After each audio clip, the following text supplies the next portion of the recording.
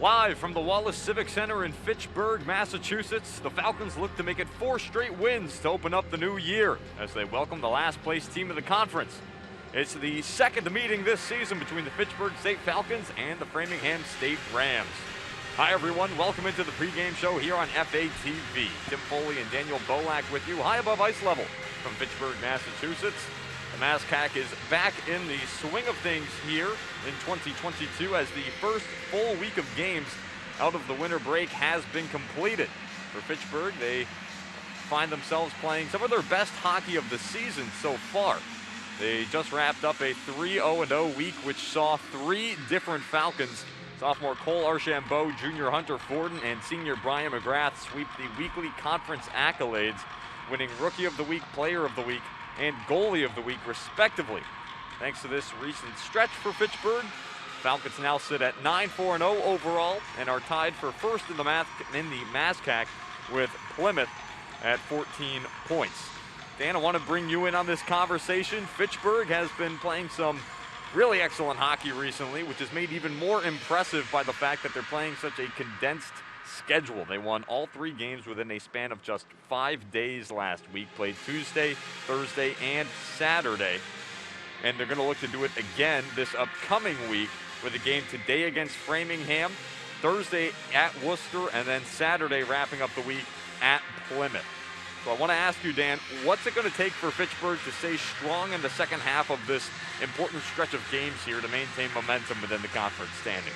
Well, one of the big things for me is not to look down on any of the opponents coming up. You know, as you've mentioned, Tim, Framingham is the worst team in the conference right now. They're actually the worst team in the pairwise ratings right now, with no countable wins to show for the pairwise. Their only win coming against Stonehill, a Division II school. D2 versus D3 games, they're really cool to watch. They don't count for tournament selection purposes, though. So Stone dead last in the pairwise right now. And for Fitchburg, they've just got to keep playing their game and try not to look down on their opponents. After all, Framingham struggled a little bit this year. Worcester can be... Worcester's record is never indicative of the performance they put against Fitchburg. Worcester's always a tough team to play no matter what. And then, of course, Plymouth. We just saw Plymouth last week, and they put 51 shots on Brian McGrath. But the senior netminder doing a tremendous job to weather the storm. And he's going to have to keep up that play throughout this really grueling stretch. If there's one thing to take inspiration from, go back to 2011 when the Falcons won their first MASCAC title. They had to play their 3 playoff games on Tuesday, Thursday, Saturday. That's how it was back then. Nowadays, it's a little less compressed. They play it over the span of a week and a half now as opposed to 5 days, but the Falcons showed that it could be done then, and they've already shown last week that they can win 3 in 5 days. They'll just have to do it again. Framingham comes into tonight's contest with an overall record of 1-11-0 and are currently last in the MASCAC with a conference record of 0-7-0. They're coming off of a loss against Plymouth in which they allowed a season high of 8 goals against in their trip up to Hanaway Rink. Dan, give me one reason here today why, despite all of the numbers we've seen so far this season, this Fitchburg team should not overlook this Framingham squad. Because when these two teams played last time out, through 40 minutes of play, it was Framingham who was winning that game. They were up 1-0 in that one, and they were giving the Falcons fits throughout. As Fitchburg just could not seem to sustain the offensive pressure in the first 40 minutes. Blake Carlson was turning everything aside. It was a frustrating game for the Falcons. They came back in the third, though. They scored 3 times, won that game 3-1. That's the only game this season that Framingham has led after 40 minutes as well, and one of only 2 where they even had the first strike in that contest. So Framingham, that was probably their best conference game this season, and they've shown that they can at least play with the Falcons and hang with them. But this is obviously a very different looking game. Time has passed between these two teams. It's going to be very interesting to see how they come out today. That game being played back on November 13th, a Saturday matchup over in Loring Arena in Framingham, Massachusetts. Ultimately, Fitchburg coming out on top, of course, 3-1, thanks to multiple point performances from Hunter Forden, who had 2 goals in the game, and then Reese Bergman and Anthony Ciolin, who each had 2 assists in the contest. So as the 2 teams are getting ready to come out onto the ice, let's take a bit of a closer look at the standings in a little more depth. Fitchburg and Plymouth currently tied atop the conference at 7-2-0 for Fitchburg with 14 points. Plymouth 6-1-2. 2 ties to their name so far, also with 14 points. And it's worth noting that the tiebreaker would go to head-to-head, that followed by most wins. And so Fitchburg is ahead since they split their 2 meetings thus far. But unless the 3rd meeting on Saturday ends in a tie, we should have a clear victor on that first tiebreaker. All the more reason why that upcoming Saturday game against Plymouth is going to be so important. Rest of the conference looks like this. UMass Dartmouth currently having played 7 games with 9 points to their name. Worcester State also 9 points, but having played 9 games so far. So UMass Dartmouth with 2 games in hand on the Lancers. And then Westfield State 5th in the conference at a 2-3-2 mark with 6 points. Salem State 6th in the conference at 2-6-0. And Framingham coming into today 0-7-0 in the conference. We'll take a moment as Celia Dunmore introduces today's starting lineups. The Rams entered this afternoon's contest with an overall record of 1-11 and 0-7 mark in the mascot, while the Falcons are 9-4 overall and 7-2 in conference play. Now let's meet today's starting lineups. First, for the visiting Rams on defense, a freshman from Aurora, Colorado, number 2, Devontae Dixon. A junior from Chicago, Illinois, number 3, Brian Kozik. At forward, a junior from South Dakota, number 9, Zach Bettmang. A freshman from Wilmer, Minnesota, number 12, Eli Slagter. A sophomore from Oakland, New Jersey, number 20, Matthew Piotti. And in goal, a freshman from Randolph, New Jersey, number 30, Trevor Stenberg. The head coach for the Framingham Rams in his 4th season is Mike Bailey. He is assisted by Mike Duran and Melvin Nichols. And now for the starting lineup for your Fitchburg State Falcons. On defense, a junior from San Jose, California, number 3, Egan Wolford. A senior from Baldwinville, Mass, number 7, Brian Glover. At forward, a freshman from Billerica, Mass, number 8, Thomas Hardy. A junior from Newark, Delaware, number 10, Reese Bergman. A junior from Enfield, Connecticut, number 21, Jean Bouthiet. And in goal, a senior from Worcester, Mass, number 29, Brian McGrath. The head coach for Fitchburg State in his 38th season is Dean Fuller. The associate head coach is Tom Patty. The assistant coaches are Vincent Giambracco, Chris Kine, Mike Chartrand, and Kevin Perry. Ladies and gentlemen, at this time, would you please stand for the playing of the national anthem?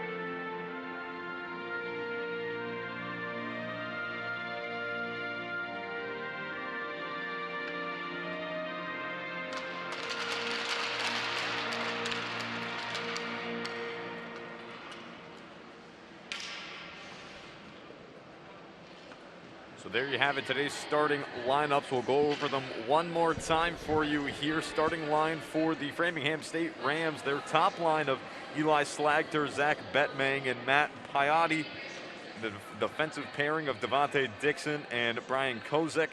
And starting goaltender today for the Rams, Trevor Stenberg. For Fitchburg, their starting line of Reese Bergman, Jean Bouthiet, and Thomas Hardy. A bit of a change up in the lines here today. We'll talk about that as the game moves along. Defensive pairing of Brian Glover and Egan Wolford. And starting goalie today for the Falcons, Brian McGrath. Dan, real quick, let's take a bit of a closer look at the starting goalies here today. Starting goalie for Framingham, Trevor Stenberg, freshman out of Randolph, New Jersey. overall record of 1-3-0, goals against average of 393, and a save percentage of 926. When you have a save percentage that high with a goals against that high, it means he's faced a tremendous number of shots, 175 across 4 games, including 76 shots in a game against Plymouth State earlier this season. As the puck is dropped, sit back and enjoy. It's hockey day once again here in Fitchburg as Fitchburg hosts Framingham. A turnover behind the net and they score! 13 seconds into the contest, Framingham jumps the Falcons and takes the 1-0 lead. Don't ever underestimate your opponent, especially with how strong Framingham comes out there. Just the 3rd time this season they've gotten the first strike, just the 2nd goal they've scored in the first period all season. They've caught everybody by surprise. I hardly had my bearings. I don't even know who put that in. We'll get the signal in just a moment here, but you can imagine the surprise of the Falcons as much as we're taken aback in the booth here, how quickly that goal was scored by Framingham right out of the gate. Puck thrown into the Fitchburg zone, so the Falcons playing from behind. Zach Bettman. So it's going to be Zach Bettman, his first goal of the season, the junior out of Sioux Falls, South Dakota. As down goes a Ram at center ice, and Fitchburg going down 1-0 just 13 seconds into the game. 30 seconds later, now 43 seconds into the game, they're going on the penalty kill as Reese Bergman gets the gate. 2 minutes for tripping.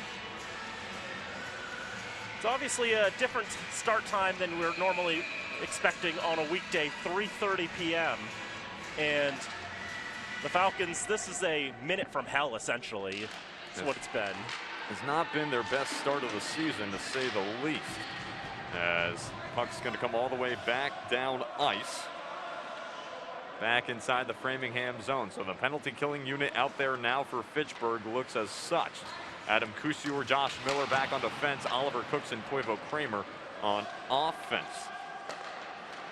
That is the quickest goal that has been scored against the Falcons so far this season. Previous mark was Mike McPherson back at Plymouth back on the 22nd of November. Just 2 minutes and 44 seconds into the game. This time, 13 seconds. As this one deflected off into the end boards. Thrown back behind the net by Framingham, wrapped around the far side and out of the zone by the Falcons. So no assist, it would seem, on the goal. For now, it is unassisted. We'll have to see if they credit any, because it looked as though there was a Ram who had passed it off to Bettman out in front, who was then able to quickly cut around McGrath, who was not expecting the puck so quickly to come into his end. Might have also been turned over by one of the Falcons, leading Bettman so close in to get that great shot off. I want to tell you, Framingham's power play 6 for 48 this season. That's last in the conference, 67 out of 82 in Division III. The Falcons' penalty kill 3rd in the MASCAC at around 85%. As Framingham now works in the offensive end, they still have the man advantage for another 47 seconds here. Bergman still in the box for tripping. Puck finding itself back beneath the net, pinned up in the corner. Couple of Rams trying to dig it out, stuck in the corner there for the Falcons. Christian Halbig unable to get it out. It does find its way over to Holmes, but a nice leaping grab by Walker Smith to keep it in the offensive end for Framingham. Rams pressuring down low, holding on here, waiting patiently with the puck as it's now thrown over near side, just kept in the zone. Back down low it goes, held on to here. Piotti gives it back up top. Colgan. Shot goes high off of glass, deflected off into the far corner, then hits Walker Smith along the far side of the attacking line for Framingham. 3 seconds left. Bergman now coming out of the box. It's 5-on-5 once again. Fitchburg successful on their first penalty kill of the afternoon. No shots on goal for Framingham. In fact, that goal 13 seconds in is the only shot on goal in the contest thus far as we reach 3 minutes gone in the first. Now here's Anthony Seolan, gains the line, gives over to Wilmshire, streaks down the left side, puck's knocked off his forehand, leaves it behind as Seolan thereafter chases after it in the end corner. Now Fortin out in front, tries to pull it through, save made on the near side by Trevor Stenberg. 16:47 to go in the first period. Framingham came out and jumped the Falcons, scored their first goal of the game just 13 seconds into the contest. One of the funny things is, as I was going over pronunciations with Coach Mike Bailey, was the scoreboard for some reason during the pregame had a goal on there for Framingham. Pointed out, it's like, hey, we're already up 1-0, and it only took 13 seconds to make that wishful thinking a reality. As Framingham now clears it out of the zone, streaking down the left side. Rams try to move forward. A shot, and they score! Ethan Cerveneko down the left side, squeaks it past the blocker side of McGrath to put Framingham up 2-0. Unprecedented times for the Rams this season.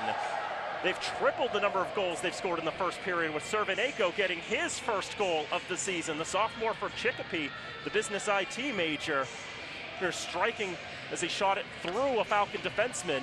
And McGrath had a little bit of trouble tracking it, and now he's given up goals on consecutive shots. These are very much unprecedented times, really, for both of these teams right now.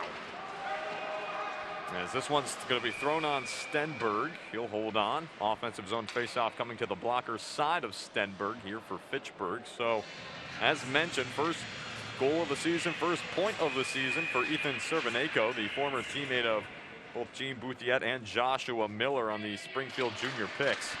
As this one's thrown on net by a diving Toivo Kramer. Save made. Jack Garman.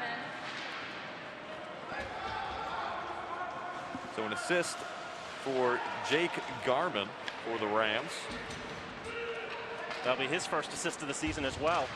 As this puck's batted off over to the far side. Shoveled back down low by Cookson, immediately thrown back up to the line. Met by Cousior, throws it back into the near corner. Stuck along the near wall now. Cookson tries to fight ahead. Now skating out of the zone, here come the Rams. Pass up the right side, just too far ahead of the reach of Johnny Baker. Ashton Collazo could not connect with his fellow Ram. Now thrown out in front. Takes a deflection, goes up into the stands. And we'll have a stoppage in play. 15:47 to go in the first period here. It's 2-0 Framingham. Definitely a stunning start to this contest. The Falcons are 2-1 when they concede the first goal. When they concede the first 2 goals, I don't have that detailed statistics for you, but it's definitely not a position the Falcons have found themselves in that much. But they know they're going to have to work and grind a little bit. Framingham has only played the one game really in the last couple of weeks. On Saturday they played Plymouth State, lost 8-3. Before that, their last game was the 4th against Johnson and Wales, a 4-2 loss there. Meanwhile, as we've mentioned, the Falcons have played 3 times in quick succession, so fatigue is definitely working against the green and gold here. As Framingham now tries to come back out of their own zone, toppling over Archambault as he slid over the body of Dylan Martin. Now it's back deep inside the Framingham zone. Framingham holds on far side. Archambault backhander to Macchione. A point drive ends up being deflected into the inboards by Stenberg. Now along the far side. Battle along the blue line. Archambault squeaks it ahead. He's on a 3-game point streak. Wrestling down a Ram along the far wall. Just kept in the zone by Halbig, but now carried out of the zone by Framingham and Piotti. Or rather, that was Dylan Marty. And we're going to have a whistle here as play was advancing up ice. Cole Archambault was still tied up with Ashton Collazo back on the far wall in the Framingham zone. Archambault currently in the box, and they are going to send Collazo as well. So it's going to be matching minors. And we'll see how many each side decide to put out there. Looks like we're going to have some 4-on-4 hockey for you here, as both Collazo and Archambault are through the box. 4 out there for Fitchburg: Anthony Ciolin, Zach Cormier, Egan Wolford, and Hunter Fortin. A lot of room to run here for both sides, as Fortin, his head pass is deflected. He finds it again. Fitchburg penalty, number 4, Cole Archambault, 2 minutes. Interference. Interference the call, as Cormier now has it atop the right side of the line. Now across. Wolford back to Fortin. His shot. Save made by Stenberg. Fortin hesitated. He had plenty of open net, but there was a Ram obstructing the shooting lane. Gave Stenberg just enough time to come back over and get square to the shot. Fortin just wanted to make sure he had that puck settled on his stick so that it went where he wanted it to, and it went more or less where he wanted it to. Now along the left side, a nice stick from Ciolin knocks the puck off of the forehand of Matthew Piotti. Another minute, 11 seconds left in the matching penalties as Hunter Fortin spins off an attacker, pushes it further into the zone, but falls to the ice and now has to go off for a change. 4 out there now for the Falcons. Josh Miller, Gene Bouthiette, Adam Cousior, and Reese Bergman as Brian McGrath slides over to the left, makes the glove save, and stops play. Face-off going to come to his blocker's side. Gene Bouthiette taking the draw here against Ethan Cerveneko. Went over to the near side. Cousior has it in the corner, gives it up the near wall. First one to it's a Ram, giving back up to the point, a drive, left pad save made by McGrath. Now up ice, Bergman skates, gains the red line, then blue. He's got Bouthiette with him, leaves it back for Gene, now over near side. Josh Miller holds on, tries to unleash a wrister on Stenberg, but good stick from Patrick Colgan. Deflects that one high up into the protective netting. We'll have a face-off in the Framingham zone. Another 34 seconds left on the matching minors for Archambault and Collazo. 13-19 to go in the first period. Rams jumped out to a quick 2-0 lead. Now along the near side, Framingham tries to clear it out. Josh Miller gloves it down. Fitchburg looking to keep it in the zone here. Thomas Hardy playing without a right glove. Slapped in by Wyatt Wilmshurst. In comes Hardy. Chasing after it. He's lost some more equipment here as Hardy is a one-man garage sale right now. Puck now stuck beneath the net of Stenberg. Along the near side now, cleared out of the zone by Framingham. It finds Cousior. Wilmshurst tries to deflect it ahead, pops it up at center ice, lands on the Falcon, and he'll advance. Wilmshurst cuts to the middle, still holds on. Out of the box are Archambault and Collazo. Now here's Kramer, gets it back up, a one-time drive, save made by Stenberg. Zach Diamond barreling down the left side, unleashes a heavy shot that is eaten up by the freshman. 12:37 to go in the first period. Stenberg making just his 5th start of the season, and then of course a couple starts ago in December against Framingham and against Plymouth. That game where he faced 76 shots, stopped 72 of them. It wasn't until the 55th shot of the game that he finally conceded a goal, which ended up being the winner as Plymouth was able to get 3 more on him after that. As Framingham now clearing it out of the zone. 4-on-2 rush down ice. Left side, a shot deflected up into the netting. Dylan Marty came down the left side and let one go. That was ultimately deflected up. So if you're Fitchburg, not sure if you're familiar with that stat exactly that Stenberg has put up this season, but it's going to be a tall task whenever you have a goalie who's been able to put together a performance like that, facing off against another top opponent here, especially with his team now ahead. This Framingham team's going to be fighting all game long for this win, knowing they got this early lead. Yep, we mentioned on Saturday, it seemed like Valtteri Valtonen, the goalie for Westfield, seemed to wear down as the game went on. And this is a goalie who's shown that he can take a high workload in terms of the number of shots faced in a game. Puck just kept in by Halbig, took a deflection. Stenberg able to read the changeup, deflects it off into the corner. Now it's cleared all the way back out by Framingham. Halbig has to hold on. But if you're Fitchburg, you don't get a high volume of shots off all too often. 51 for one time. Fitchburg's shot over 50 times in the game this season. And that was on Saturday too. As now in the Fitchburg zone, back in the far corner on the left side here. Glover trying to chase after it. It's found by Clemson, who then gives it up ice. Toivo Kramer now works his way over the blue line. Skating off to the left. The left dot now holds on. It's on the brakes, gives to Archambault. He's brought down, and that's going to be a penalty to the box. Will be the Rams. Fitchburg going to go on their first power play of the game with 11:20 to go in the first period. That was Jake Conrad, the sophomore defenseman. 4-on-4 violence there for the Rams, and a very obvious trip stick irresponsibly out there, upending Archambault. Falcons will have their first power play of the contest. As you said, they're about 23% on the season. That's tops in the conference, 21st in D3. The Rams kill very bad, 66%, bottom 3 in Division 3. So for Fitchburg, you have to hope you're going to be able to get some of these goals back here on the special teams this afternoon, as Miller gives it over to Wilmshurst near side. Back up top to Miller. He'll hold on.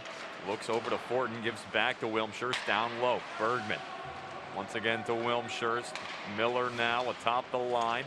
Across for Fortin left side. Down low, Bergman finding himself on the left side of Stenberg's net now. Fortin picks it up along the far half wall.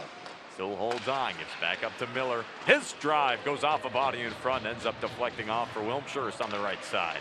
Back up to Miller. Wilmshurst walks, gives it into the slot, trickles out far side. Fortin picks it up now. Still another minute, 14 seconds left in the tripping penalty here. Now near side, Wilmshurst comes off the wall. Gives it up top to Miller, back to Wilmshurst. Miller a drive, his shot, right pad save made Stenberg. Fortin now along the far wall, holds on. Push down, able to maintain his balance. A deflection in front. No, Siolan can't finish the rebound. Stenberg made the initial save but couldn't secure the rebound as Siolan batted it off the side of the net. Fortin now still holds on, goal line, gives it back down to Bergman, waiting. He's got two Rams in front of him, looking for a way out. Finds Wilmshurst. 36 seconds left in the tripping penalty to Jake Conrad. Back up to Miller. Left side, Fortin. Off of a body out in front, Patrick Culligan laying it down to deny the shot for Fortin. Cross ice pass, can't find Wilmshurst, just deflected off the tape of a Ram, and it's cleared down ice. Fitchburg trying to play tight on the power play, but unable to break through Stenberg so far. Second unit out now for the final 10 seconds here. Here's Hardy with it on his forehand. Left side, holds on, his shot goes wide right. Now comes back out the near side. Framingham with speed, quickly the other way. Joey Lazat broken up by Glover. Now punched away in the near corner. Glover trying to fight his way out of the zone, gives up to Kramer. Crosses the blue line, finds Hardy, gains the blue, waits patiently, centering, feed for Diamond, who sends it up into the protective netting. Took a deflection off a Ram stick. 9:05 to go in the first period. Fitchburg, some good momentum generated on that man advantage, but no goals, which is ultimately what they were hoping for. Looks like they were working really methodically, trying to pick their spots to strike, as opposed to just going straight volume, throw the puck on the net a million times. As it comes over to the near side now, Clemson streaks across to keep it inside the zone. Archambault now races over. Gives it back up top. Wolford's shot. Sticked up by Stenberg, picked up by Clemson in the near corner. Shovels it back down low. Macchione now holds on near wall, leaves it for Archambault. Along the goal line, comes around far side. Tries to give it up to Wolford, met by the stick of Whalen. Cleared out of the zone, thrown right back in. Fitchburg has to get on sides. They do, and they press the attack once again. Framingham trying to clear it out. They'll just get it over the line. Macchione now off sides, made a move at the blue line, forces Archambault and Clemson to get on sides. They'll have to change. Top line coming out now for the Falcons. Brian Glover picks it up over the red line, tries to shield off the legs of Eli Slagter. Walking in, gives it over to Wilmshurst. Now Wolford, right side, a drive caught by the hand of Slagter, laid down the left hand and then put it along the ice. Glover has to race over to the far side and stop the puck from getting out, but the Falcons have to clear nonetheless. Now Wolford with speed, back in a drive, save made Stenberg. Wolford's wiped out and the boards beneath the net, picked up by Siolan, trying to leave it back behind for Wilmshurst now. Centering pass, Fortin in the slot, save made Stenberg. Now along the near side, chipped by Framingham. They were able to clear it out of the zone. Now down come the Rams. Matthew Piotti holds on left side, puts on the brakes, trying to shake around Wolford. Wolford pummeling him against the boards, sends him down to the ice. Now Fitchburg breaks out. Here's Fortin skating up the right side. He's got Siolan with him in the slot, centering feed, tries to go just inside the helmet and the post of Stenberg, unable to thread the needle. Thrown back in by Fitchburg's Halbig. Falcons will go for a clear. 7:07 to go in the first period. 2-0 Framingham. Rams came out and scored 13 seconds into the game, and were ultimately able to follow it up just a few minutes later to open up a 2-0 lead here against the Falcons. Fitchburg's definitely had the run of play in the last several minutes, though, really pressuring Trevor Stenberg. They've forced him to make some pretty good saves. There's another one there. Blocker save made as it's deflected off into the corner. Thomas Hardy, hand-eye coordination. He had a nice touch on it, but his stick was far too high when he made that touch. And so that'll bring the faceoff back one zone. G. Boutiette centering. Palazzo is able to win it back for Framingham. Now comes over near side. Bouthiet racing to it. He's able to poke it along for Hardy. Hardy now along the goal line. Tries to look back up for Bouthiet. Finds it down low once again. Puck comes back up to Holmes. Right side. Tries to poke it away as Dylan Marty's lunging after him. Marty now gets it up to the line. Thrown deep back into the zone by Holmes. Bouthiet chases after it. Throws a body into Luca Alivio. Left side now. Hardy stuffed several times on the shot from the slot. Bergman now walking in on Stenberg. One-on-one. Stenberg the save. He'll cover up for no further play. My goodness, Trevor Stenberg. Reese Bergman was putting on the moves, but Stenberg said, I've seen this one once or twice, and denied him with the right pad to preserve this 2-0 lead for Framingham. 6:18 to go in the first period. Stenberg doing very well to stick with Bergman there. Didn't fall for Bergman's nasty parlor tricks. And for this Rams defense, it looks like one of the big things they've got to do today is they're going to have to block a lot of shots to try to make sure Stenberg isn't worn down as the game goes on. Face off in the offensive zone for Fitchburg. Wilmshire scoops in, gives it back up to Miller. Fortin now holds on along the left side. Power play here for the Falcons as to the box is Luca Alivio for 2 minutes, hooking the call. To another power play chance here. Fortin a drive, save made. Stenberg. Puck pokes back up. Whistle is blown. Net, I think, came off its moorings. Yeah, Levo in the box there. Sophomore from Marlton, New Jersey. Playing just his 4th game of the season with the Rams. As we have a broken helmet here, it would appear. Stenberg having to borrow the helmet of, looks like, Blake Carlson, sophomore out of Claremont, rather, Florida. So new helmet now for Stenberg. So if you're the Falcons, unsuccessful so far, had a plethora of shots. You have to hope perhaps a new helmet on Stenberg might help you in some capacity. Nonetheless, another minute 45 on the power play here for Fitchburg.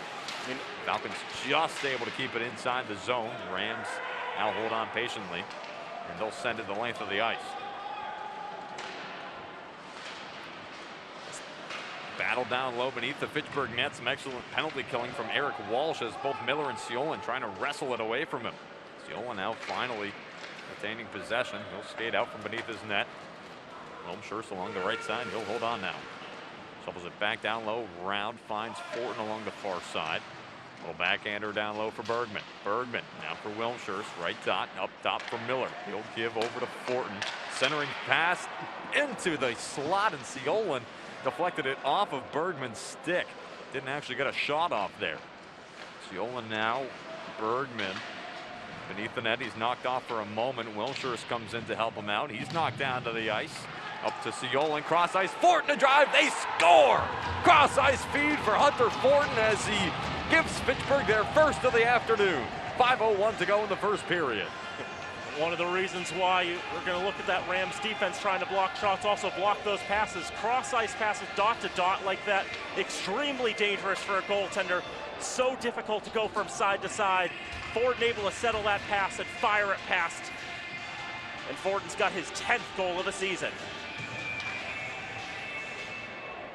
So Fortin his 10th. That is now 26, Hunter Fortin, assisted by number makes him 11, the 4th. Yeah, sorry, I'm taking your stat there, but Wyatt Wilmshurst. 4:55 to go in the first period here as thrown back down low by Fitchburg. Framingham holds on in the offensive end. They try to clear it out of their own zone. Along the far side now, Framingham trying to gain the zone off sides as Zach Bettmane carrying it over the line. Ahead of the play was Eli Slagter. Faceoff's going to come back outside the Fitchburg zone. So for Fortin, he's now tied for second in the conference in goals with 10. And on the assist there for Fitchburg as well, which I was listening for, Anthony Siolan able to pick up the assist for Siolan, his 6th of the season. Wyatt Wilmshire gets the secondary assist, his 12th of the season. I was going to say, too, that also makes Fortin the 4th player in the MASCAC to get to 10 goals on the campaign. As the puck's in the Fitchburg zone now, Oliver Cookson down beneath McGrath's net. 2 Rams surrounding him, looking to take the puck away. Toivo Kramer tries to help him out down low. Kramer can't strip it away, held on to by Bettmane. Bettmane holding on, gives it back up top here. Devontae Dixon throws it in. That takes a deflection, ends up in the near corner. Now along the far side, Diamond holds on here, gives it up for Kramer, knocked aside. Fitchburg still looks to chug down ice. Diamond loses it off his stick, and we'll have the fourth line come out now for the Falcons. Glover can't get a hold of it. This allows Johnny Baker to squeak by. Baker finding it now up for Alivio. Near side now, Glover, backhander up to Clemson. Cross ice, tried to find Diamond, couldn't connect, as it's now thrown all the way back down. So this fourth line out there now for Fitchburg: Trevor Clemson, Michael Macchione, and Cole Archambault. Production's been pretty good for this fourth line. As mentioned earlier, Cole Archambault, a 3-game point streak. Michael Macchione giving him an assist just recently as well. Macchione back in that Westfield game on the Archambault goal. Feed for the one-timer cross ice. And Clemson working his way into the fourth line, finding some ice time here for the Falcons. Archambault now holds on. Cross ice pass. Clemson shovels it down low and goes off for a change. 2:53 to go in the first period here. 2-1 Framingham holds the lead. Fitchburg recently, Hunter Fortin, a power play goal, as he finds himself with it again here in the slot. Holds on, risks it, finds a body, ends up in the boards beneath the net. Now Macchione tries to pass it up, but nobody there. Cole Archambault able to wrestle it away, throws it further back down low as the top line tries to infiltrate the offensive zone. Now Wilmshurst along the near side has it with him. Missing his left glove. Cross ice. Seolan, the one-timer, saves Stenberg. The follow-up attempt, another save made by Stenberg. And looking at Anthony Seolan's body language after that one, he thought for sure he would have himself a goal on that. That trick already worked once for the Falcons, but that time Stenberg able to get across and make that stop. And really 2 stops, because he stopped the rebound as well. Fitchburg's really been thriving on the one-timer these past few games. Had a couple, at least 3, in that 6-3 victory over Westfield. And they look for it a lot when they find themselves in the offensive end. So many guys who are able to pull it off. Not always the easiest shot, requires timing, finesse. As Wilmshurst a drive, walks in as the faceoff just squeaked back, threw it on Stenberg, and he'll cover up. 2:12 to go in the first period, still 2-1 Framingham. Seolan just able to squeak the draw back once again. Wilmshurst picks it up along the goal line, throws it on Stenberg. He'll stick it off into the boards that say Fitchburg State. Now Fortin cycles it down low. Wilmshurst chasing after it. First one there is Brian Kozak. Along the far side now.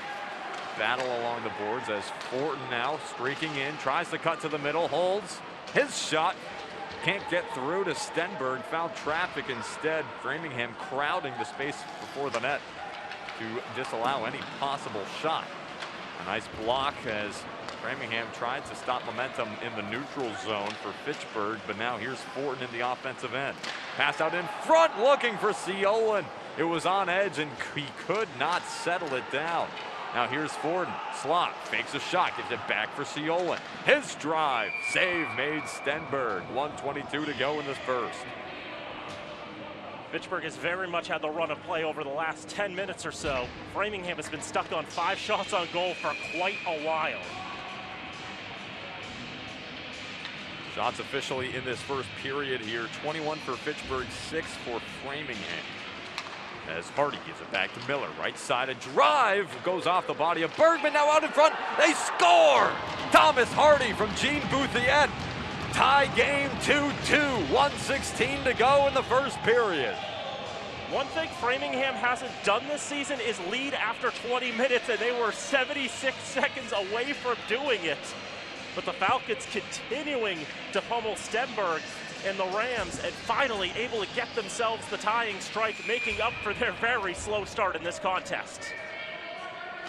Thomas Hardy, assisted by number 19, Joshua Miller, and number 21, Gene Bouthiette. So Hardy, that's his 4th goal of the season. That'll put him up to 11 points. Miller gets an assist as well, his 4th on the season, and Bouthiette, that is his 7th assist on the season. That'll put him up to 10 points. Gene Bouthiette, and now has 10 career assists for the Falcons, with an assist here today on that Hardy goal. 1 minute and 1 second left in the period. as it's cleared out of the Fitchburg zone. Thrown all the way back down, held on to here. Miller beneath his own net. Falcons look to clear out of their own end. Picked up by Bergman, stumbles for a moment. Falcons get on sides. But now back the other way, a one-on-one for Framingham. Down ice, here comes Slagter. Brought down by Miller as he's able to stand him up and sit him down. Cusior along the far side. Takes a hit into the boards. Bettman colliding with him. Cusior still pinned against the boards. Coming in is Slagter looking to dig it out. 19 seconds to go in the period. Bouthiet waiting for the result of the scrum. Comes in, knocks a ram off the puck. Now the Falcons have it down ice. Bergman will dump, and he will change. 8 seconds to go in the period. Framingham looking to bring it out from beneath their own net. They will not do so as the seconds will tick off, and the first period will come to an end. 2-2. Framingham came out in the first 3 minutes and 22 seconds and were able to pick up the game's first 2 goals, including a mark 13 seconds into the contest by Zachary Bettman. Falcons able to come back as the period went along thanks to Hunter Fortin's 10th of the season on the power play. And Thomas Hardy, his 4th of the season, with just about a minute and a half to go in the first period. So, Daniel, I want to ask you, it felt like Fitchburg, we talked about it a few times, while they were jumped out of the gate by this Framingham team, it felt like they really found their legs as the period went along.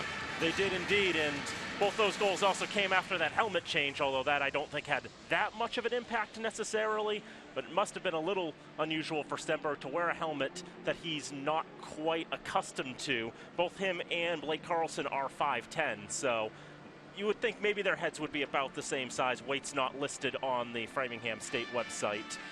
But still, it was just a matter, I think, of Fitchburg just grinding down the Rams' defense and goaltending as the period went on. And officially 6 shots on goal for the Rams in that first period, and I couldn't tell you how. That's something we'll have to look up during intermission, was when was the last shot on goal for Framingham in that period, because Brian McGrath had a whole lot of nothing to do for most of that period. Meanwhile, for Fitchburg, in regards to their shots, just the other night they set the season high for shots taken in a period with 21 shots taken in the first against Westfield, and here they are the very next game here today against Framingham. 23 shots in the first period. That now is the most that the Falcons have taken in a period all season long. So with that, we will leave you 2-2 now the score. Another 13 and a half minutes until the puck drop for the second period of action. Don't go too far. You're watching Fitchburg State men's ice hockey here on FATV. Welcome back inside the Wallace Civic Center here on the campus of Fitchburg State University. A 2-2 game as Fitchburg was able to tie up the game. Found themselves down 2-0 early in the first period, but as the period went along, a power play goal from Hunter Fortin and then an even strength marker from Thomas Hardy put Fitchburg up to 2 goals and were able to tie things up. Welcome back inside the broadcast booth here at the Civic Center. Tim Foley, Daniel Bolak along with you. Now, Daniel, I want to ask you, that first period for Fitchburg, yes, they did have a season high in shots in a period at 23. We talked about that a bit at the end of the last period, but certainly not their greatest hockey out of the gate. What are you going to look for from them to prevent that from happening at the start of this second period now? I guess one of my concerns was that the Falcons looked down on Framingham coming in. We talked about it during the pregame that Framingham has been outscored 19-1 in the first period coming into today, outshot 185-92, and maybe you come in thinking that you're going to have an easy time of it, things will just go your way, but Framingham made it clear they were here to play. In just the first 200 seconds of the contest, they'd already struck twice. And for Fitchburg, after that woke them up. They started to take control of that. They didn't allow a shot on goal in the last 12 minutes of the first period. And it's good to see that they're playing the hockey now that they should have been playing from the get-go. It's a little annoying that it took them a few minutes and a 2-0 deficit to wake up and realize that. So some numbers for you from that first period. Fitchburg out shooting Framingham 23-6. Shot leader right now for the Falcons, Anthony Ciolin, or pardon me, no, Hunter Fortin at 6. For the Rams, a couple of different players, each with 1. 6 different players, to be exact, each with 1. Teams are ready, the puck is dropped, the second period is underway. It'll be Daniel Bolak on play-by-play for the next 20. Thank you very much, Tim. Falcons going from right to left in the home white uniforms. Framingham and the road blacks going from left to right as Bergman gets the shot off, goes a little offline to the right. Thomas Hardy goes to pick that up on the right point, gets the shot turned right towards goal and sticked away by Trevor Stenberg. 21 saves for the freshman netminder in the first period. Framingham trying to force a little bit of pressure. As we mentioned, they've gone over 12 minutes without a shot on target. After scoring in their first 2 shots of the game, we have a whistle. And pass indicated, I do believe. So the officials are going to come together, discuss it. Our first stoppage coming 37 seconds into the frame. We had a free-flowing first period, only 17 face-offs. And it looks like it's going to be, I'm thinking this may be a too many men penalty. I saw the referee holding up 6 fingers, trying to see how many Framingham's about to send into the offensive end. And yes, it looks like they're going to send Dylan Marty to go serve the box. So too many men for Framingham. Fitchburg with another power play coming up here. I already complained a few days ago about how there's no consistent signal for too many men. That still remains the case, but you know, the 6 fingers up there, sometimes it just doesn't catch my eye as quickly as anything else. Framingham trying to come back on a 2-on-1 from Ricky Walsh. Walsh with a pass off, and the shot is turned aside by McGrath. A great opportunity for your first shot in about 13 minutes time, but McGrath able to rise to the challenge. Yeah, I mean, that's a huge save. That's an excellent chance on the shorthand for Framingham. So to be able to prevent them from capitalizing was big there for Fitchburg. Hunter Fortin able to get a shot off. That's turned aside by Stenberg. Puck on the right boards. Wilmshurst trying to move it along, but cleared down the ice by Framingham back into the Falcon zone. Olin will go to collect. 40 seconds gone on this man advantage. The Falcons already with a power play strike in this contest from Hunter Fortin. And Fortin with it now with the pass off, goes off a Rams skate. Josh Miller protecting in front of the Rams bench. Ciolin bringing it up the center of the ice, down into the right circle. Drops off for the shot from the boards, tipped and scored! Another power play goal for the Falcons, and now they have the lead. Anthony Ciolin unleashed it from the right side, and as Wyatt Wilmshurst leads the charge, he was able to get a piece of it out in front. Fitchburg's done an excellent job on the power play all season long, and it's taken them some time back out of the break to try to establish a rhythm, scoring just 1 power play goal across their last 3 games, and they've had numerous opportunities, I believe about 14 chances in the last 3 games. They've only scored once, but nice job done on the man advantage so far here today. Already 2 power play goals. And Wilmshurst gets his 4th goal of the season, turning that shot from Anthony Ciolin into the net. Ciolin with yet another point, now on 9 points from 7 games. And chance out in front, can't be turned towards the goal there by Cookson. It's left wing cornered, Zach Diamond trying to dig it out, backhanded around. Framingham will take and spin it down to the Falcon blue line. Toivo Kramer has a pocket pick by Ashton Collazo, who will dump in for the Rams. 17:38 to go in the second period. The Falcons lead 3-2. Here's Toivo Kramer from the center circle. Bringing it into the zone, protecting at the point. Backhand shot from Diamond in the slot. Goes offline. Diamond trying to get it back. Dispossessed by Jake Conrad. Falcons get it back. Another chance and a save by Stenberg. Swarming and challenging him. Ultimately able to keep it out as the Rams clear to the red line. Kramer will regain the zone for the Falcons on the left side to the circle into the slot. Leaves it Cookson, backhand shot, and a pad save kicked away by Stenberg. Also worth noting, Stenberg has his normal helmet back on here for the second period. They're able to fix that at intermission. As Cerveneko with the shot that's well off the mark. Falcons coming back the other way. Michael Macchione in the right circle. Pass blocked off a skate. Archambault. Now Cousior with a chance. Punched aside by Stenberg. Archambault in the left wing corner. Pushed into the boards by Lizotte. Archambault able to get a hold of it. Puck knocked off his stick into the left wing corner. Macchione turns around, shoots. Puck pops through the blue paint. And Holmes continuing the pressure. It's Kuzior actually pushing it along. Macchione right wing corner. Bodied in by Conrad. A lot of players, like a mosh pit in the right wing corner. 5 players trying to get at that puck. Finally cleared down the ice. Won't go for icing. Egan Wolford will pick it up just short of the goal line and try to ward off Ricky Walsh. Puck taken away by Framingham, and one of the Rams has lost his helmet, and that's going to bring a stop to play. 15:47 to go, second period. Falcons 3, Rams 2. It's been an impressive stretch recently for Fitchburg. We've mentioned it time and time again. Coming into this afternoon, Daniel, 7 different Falcons on several game point streaks. Hunter Fortin on a 4, Archambault on a 3, and then Hardy, Bergman, Siolan, Kramer, and Wilmshire each on a 2. And then Wilmshire, Siolan, Hardy, and Fortin extending each of their streaks here this afternoon with at least a point each. And as we mentioned, one of the great weapons to this Falcon team is their tremendous depth, that they can get production from all 4 lines, a tremendous luxury to have.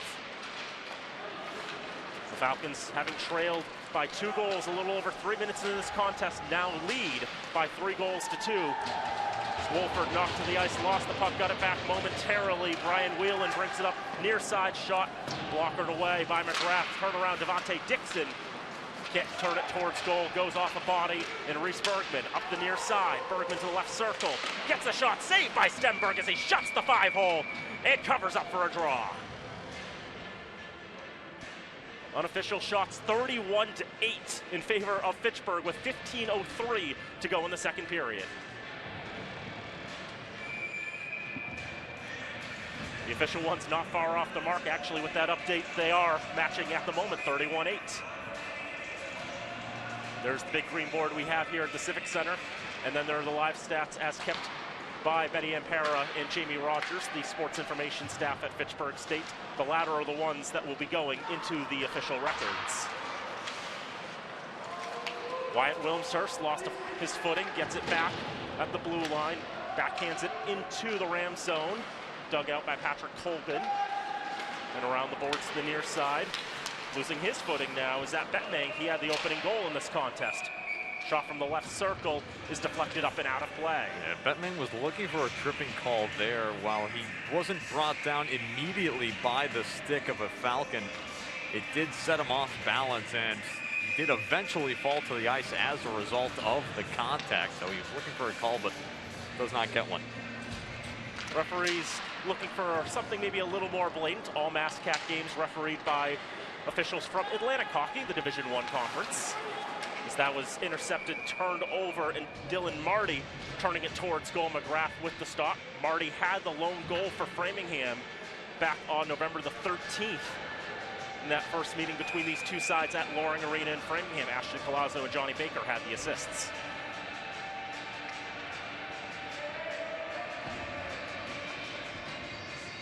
Just 7 saves required from Brian McGrath thus far, 28 saves for Trevor Stenberg, his counterpart on the other end. As the draw comes to McGrath's left. Palazzo to take it against Toivo Kramer.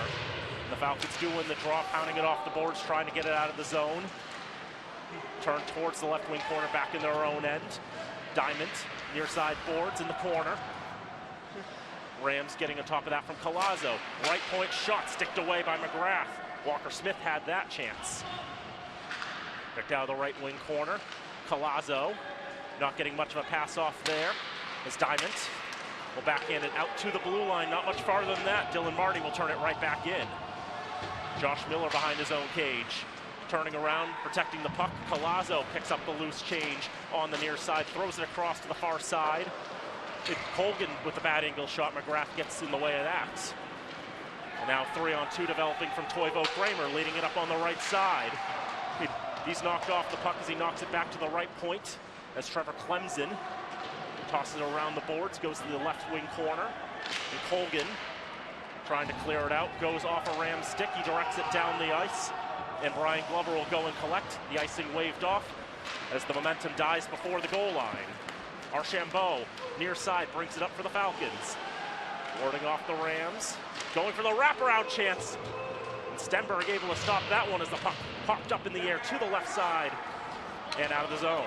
You can really feel the confidence that Archambault is playing with. I know I've mentioned a few times he's on a 3-game point streak coming into today, but it's really just visible on the way he's skating. And, you know, these points he's getting, they aren't by accident. He's really giving himself the opportunity to put the puck in the net. Playing with that swagger and confidence, Cole Archambault, the sophomore from Leominster, the biology major, really turning it on here in the second semester. Bergman with a lot of space to shoot, gets the shot off, and it's turned aside by Stenberg. Into the right wing corner, Glover. Now Bouthiette, here's Bergman trying to get the shot off. Lots of pressure there, Hardy with a chance. And that goes off a body and wide. Now in the right circle, Bergman with time. And Stenberg able to wait him out. Knocks out to the point, Halbig with a chance. Whistles high off the boards. Hardy battling with 2 Rams. Delayed call is against Fitchburg. And the Rams are going to get a power play with 11:59 to go in the second. I mean, you have to like the way Fitchburg's been playing in this second period. Certainly a more complete period, given how Fitchburg really didn't wake up until about 4 minutes into the first. But they've been keeping the puck in the offensive end for a majority of this frame so far. A few chances have gotten back on McGrath, but nothing all too high a percentage. But now a chance here for Framingham, man advantage. Just a shot away from tying this game. So if you're Fitchburg, you want to lock down and hold on to this lead.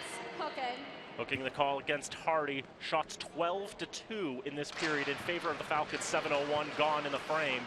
The Rams going on the power play. But yeah, 35 shots already for the Falcons in a shade over 28 minutes of hockey. Especially after the slow start that the green and gold had. This is the Rams that sort of flipped the narrative. Fitchburg's taking control of this game. And now on the power play, now on the penalty kill, they go and clear that down the length of the ice as Trevor Stenberg settles it down with 30 seconds gone on this man advantage for the Rams. Framingham will bring it up ice from the red line, dumped in into the right wing corner. Dumping and chasing and picking it up, but now a bunch of players behind the net trying to settle it as it goes to the right point for Walker Smith. With moving around, this is Bettmang, who had the opening strike 13 seconds into the contest. Drops it off for Smith, has to come to the left point, corral that, and throw it behind the net for Jake Garman, alternate captain for this Rams side.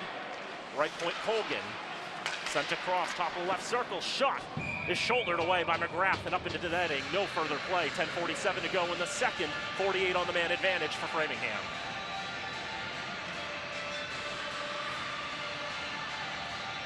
Just the one shot thus far on the power play for Framingham.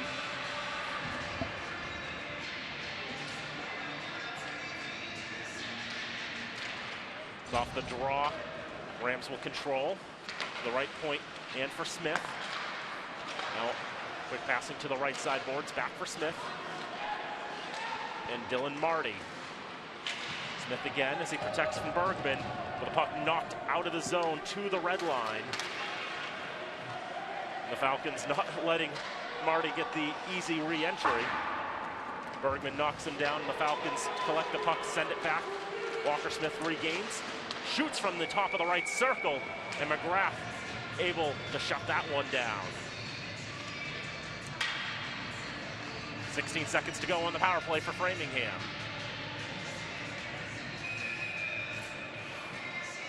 And another draw comes to the left of Brian McGrath. Now 10 saves on the contest for the senior netminder from Worcester. Draw controlled by the Rams. Point-to-point pass, now Smith again. He's got a lot of touches on this power play. His shot gets blocked. Now Cole Archambault is going to have a breakaway. Archambault in, and he can't get the shot off. Beautifully dropped off for Macchione, and Stenberg was able to get the pad down. And a big collision there at the blue line. Marty decking Macchione. Penalties up as Hardy's out of the box. Falcons back to full strength. Nearly ended that power play for Framingham with a bang. Archambault had some interesting tactics there. Tried to drop it off for Macchione, and now Macchione's going to have another chance. He gets the shot saved. Rebound, another chance, jamming away at it. Stenberg stands tall again for the Rams. Past halfway in this contest, 45 seconds passed and then some. The Falcons leading 3-2. Rams trying to get it out of the zone. Ciolin knocks that down, delayed offsides. Now they're back on. Ciolin slams it around the boards. Wolford with the touch. Push back left wing corner. Going to retrieve will be Luca Olivo. He'll leave it there in the corner. Rams will look to push up. On the far side. Settled shot save McGrath. Slightly juicy rebound, but all white shirts able to get there. Now quickly storming back the other way. Forden, and that's poked away by Stenberg. Flipped up, that touches the Rams bench, may have hit a hand on the bench. That'll bring a stoppage of play. 8:30 to go, second period. Fitchburg State 3, Framingham State 2. A lot of end-to-end hockey these past few minutes, and I want to think back to that Archambault opportunity for a minute. He was stick handling in, got real close to Stenberg, but by the time he wanted to make a move, actually ran out of space, so he was forced off into the corner and then had to give it back up to Macchione as he looked to find him, but then Macchione thereafter also not a whole lot of space to put it back past Stenberg on the chance. I think that was just well read there by the goaltender too, sticking with him, matching him move for move, and then Archambault, I don't know how many breakaways he gets, but obviously a prime chance for him. Just wasn't able to make anything happen, but I love the improvisation of dropping it to Macchione there. Nearly beat him as Glover throws that over the net. Backhanded by Colgan to the near side half boards. Or again, players trying to dig at it at the board battle. Ultimately controlled by the Rams. Jared Tyson trying to clear it. Touch on there for Matthew Piotti. Now right side, Zach Bettmang. Bettmang slammed into the boards. That was illegal. That's a penalty. Boarding is the call. Yeah, Wolford's going to sit for two here. Bettmang, the old saying, whenever you play hockey, if you see the numbers, don't go for it. Bettmang was right in the boards. Ended up taking that hit from Wolford as Wolford came flying in, trying to get the puck out. This time the hit, and is now going to have his team shorthanded for the next two. Wolford's fourth penalty. Number 3, Egan Wolford, 2 minutes boarding. Fourth penalty of the season for Egan Wolford, the junior from San Jose, California. Communication media major. Actually taking a class with FATV. It's familiar to us. Ramingham's pass there, misses everybody, goes all the way down. Devontae Dixon will go and pick it up. But you see Oliver Cookson coming in right on his horse to engage in forechecking pressure, try to force Dixon to make a mistake. You see Toivo Kramer now forcing the turnover, keeping control of it, taking precious seconds off this power play for the Rams. And Kramer with a great chance, now out in front, 2 good chances. Pipe might have gotten in the way on one of those. As now the Rams finally regain the zone with 45 seconds gone on the power play. Marty for Dixon at the point now, back for Marty, right circle, shot stopped by McGrath, rebound picked up by Archambault, and he slams it off the boards, down the ice and towards goal, as Stenberg will settle it down.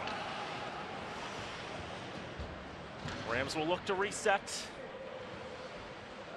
Fitchburg lurking a little bit with the forecheck pressure there from Thomas Hardy. Bringing it up, Jake Garman wearing 37, highest number we'll see today. With a loose puck in the corner, and that's sent all the way down on target, and Stenberg again will have to settle it with the paddle. Walker Smith behind his own net, 30 seconds to work with on the penalty to Wolford.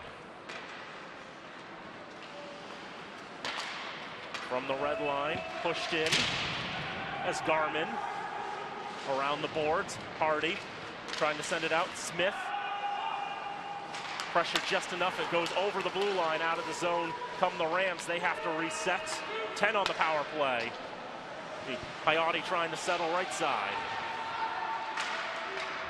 A lot of pressure from the Falcons, not giving them the time to work with. And the penalty is up. And back to full strength go the Falcons. There's Forden right off the bench, ready to make some moves. Nice one-timer by Miller is blocked. Forden again with the shot, whiffed on it. Another chance goes through Stenberg and through the blue paint, but out the other side. Framingham making their way back up ice. Thinking about a wraparound for a moment was Matterwin, now turned towards goal. McGrath wise to it, stops it and covers. 5:13 to go in the second, 3-2 Falcons. What a chance for Fitchburg right out of the penalty kill. Wolford goes to the bench. Forden pops on the ice, and he's got plenty of room down that right side, not to mention Archambault crashing in. Falcons some good momentum, and you said it, Dan. That puck went just across the goal line. Tough break for Fitchburg. Draw ultimately controlled by the Falcons. Forden getting it out of the zone as he was sent in the boards, lost his twig for a moment.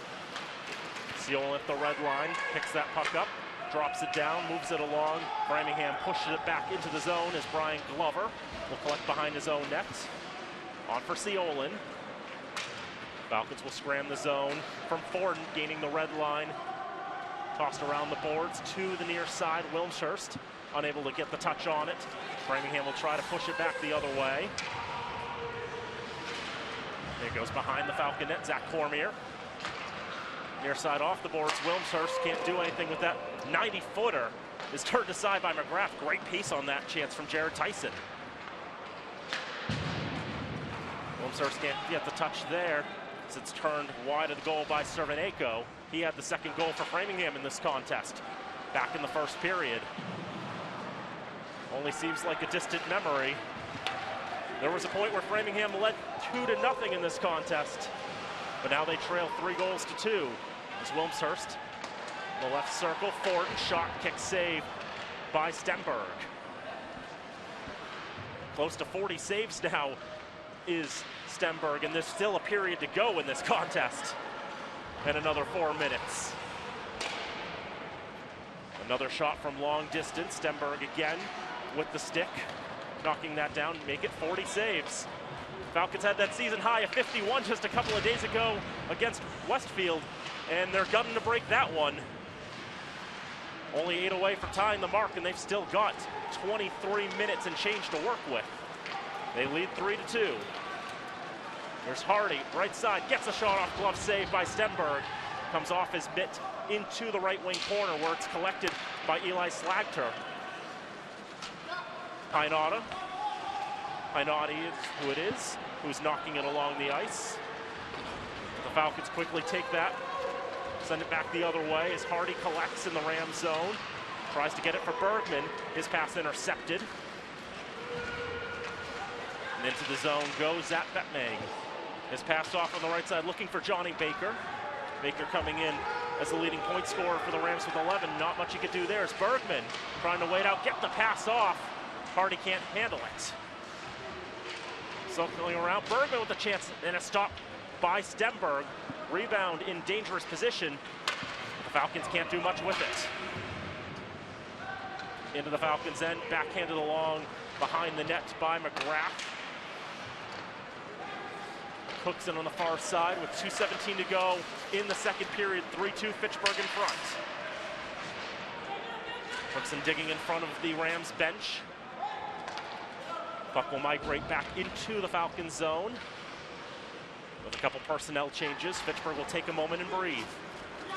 More free-flowing hockey here in Fitchburg. Between Fitchburg and Framingham, the Battle of FSUs. Second meeting between these two teams this year. Falcons coming from 2-0 down to lead 3-2.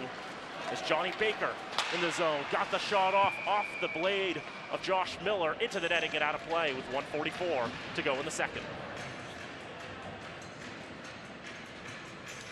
I cannot tell you the last time I saw 45 shots on goal for Fitchburg State in the second period. Yeah, Fitchburg has been just letting it fly all afternoon long here. I mean, you throw away the first 4 minutes of this game, and this has been one of the more dominant performances that Fitchburg's put together. Trevor Stenberg, the only reason this thing is not blown wide open so far. One thing I've been impressed about with the Rams this season is they have two very talented goaltenders, in my opinion, in Trevor Stenberg and in Blake Carlson. The numbers may not match so much for Carlson, but I think, Stenberg with that 72 save performance against Plymouth State, we bring it up a lot because it's kind of relevant, especially in a game like this where the Falcons are absolutely peppering him with shots. Both of these goaltenders do have some talent. Obviously, the Rams, they are struggling a little bit in terms of the skill of their players. Just the defense not strong enough to keep the Falcons at bay. And it comes to the case where they're giving up a lot of shots like this. The Rams this season have been giving up 45 shots a game. They've given up 45 shots in this game, and there's still 21 minutes and 6 seconds left in regulation time. So that number's going to go up again. But a .926 save percentage for Stenberg coming in for the 4 games that he's played. That's really good for a goals against of .393 as well. It just shows how much he's been pressured, how much he's had to deal with in goal. But he's keeping his side in it. Here's Brian Glover with 40 to go in the period. Rising shot. Stenberg might have gotten a piece of that with the glove.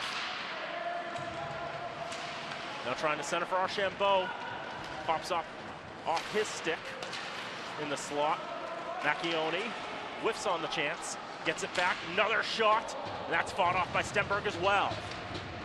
May not have had the clearest sight line on it, but he's able to stop it nonetheless. Red line gained with 12 to go in the period. McGrath settles behind his own net. Falcons will try to rush up for one more chance. Ciolin with speed into the zone, right circle. Bad angle shot off the side of the net, tries to center for another chance. Too many bodies in front. Buzzer sounds. 40 minutes in the books here at the Wallace Civic Center. The one goal in the frame belongs to the green and gold. And through 40 minutes of play, it's Fitchburg State 3, Framingham State 2.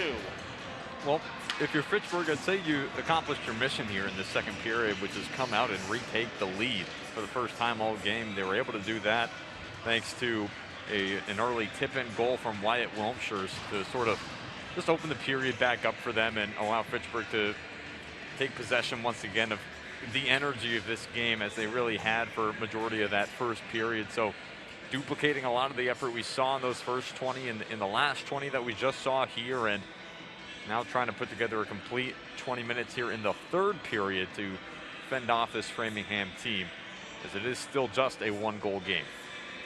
Yeah, that's the thing the Falcons can't lose sight of is, yes, they've been dominating this game, outshooting the Rams by a nearly 3-1 margin, but they're not outscoring them by a 3-1 margin. It is still just a 1-goal game. This is a game that could very much go right down to the wire. I'm thinking back to on Saturday, there was the game between Milton Academy and Pomfret School, where it took a Herculean goaltending performance from Kellen Bowden, the goaltender for Pomfret, to keep Milton at bay. Milton came from 2-0 down to tie it. And in a game that, with the shots ending 42-17, it was Pomfret able to win that game in overtime. And the Rams would love to try to do their best Pomfret imitation there. I mean, Pomfret struck early in that contest. They ended up with a 2-0 lead and weren't able to hold on, but they were able to come away victorious nonetheless. And in this contest, shots 47-16 in favor of Fitchburg through 2 periods of play. Fitchburg is playing the game they want, and the 23 shots in the first, 24 now in the second, so they've broken that single season high for shots on goal in the period yet again.